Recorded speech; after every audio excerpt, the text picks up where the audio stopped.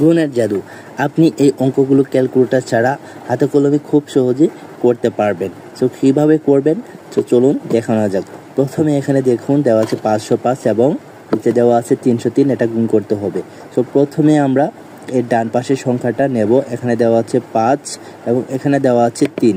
So এটাকে প্রথমে গুণ করতে হবে। 3 5 15 হয়। সো এই 15টা প্রথমে আমরা এখানে লিখে নেব। তারপর বাম পাশে দেওয়া আছে 5 এবং 3।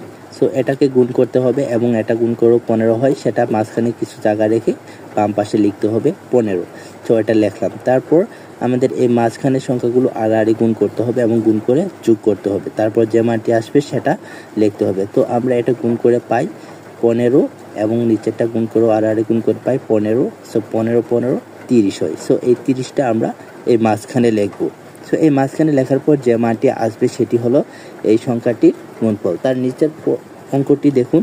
সো এখানে উপরে দেওয়া আছে 203, নিচে দেওয়া আছে 101। তারপর এখানে কি করতে হবে, ডান পাশেরটা পূর্বের মতো 3 × 3। সো এখানে 3 লিখবো। সো এখানে একটা বিষয় খেয়াল রাখতে হবে, একক সংখ্যা রাখা যাবে না, এর বাম পাশে একটা সংখ্যা বসিয়ে দিতে হবে। আমরা এখানে একটা 0 বসিয়ে দেব এবং সেটা দুইটা সংখ্যা তৈরি করে নেব। তো এরূপভাবে আমরা বাম পাশেরটাও গুণ করে নেব। 2 × 2 হয়।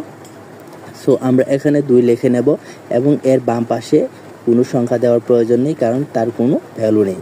দেন সে পূর্বের মতো আমরা এখানে আড়াআড়ি গুণ করে নেব। সো এখানে হয় 2 এর সাথে 1 এবং 1 এর সাথে 3 এর গুণ করব। সো এটা গুণ করে যোগ করলে হয় 5। সো আমরা এখানে এই 5টি লিখে নেব এবং এর এখানে একক জায়গা রাখা যাবে না, এজন্য আমরা এর পূর্বে একটি 0 দিয়ে দেব এবং যে মানটি আসবে সেটি হবে এর গুণফল।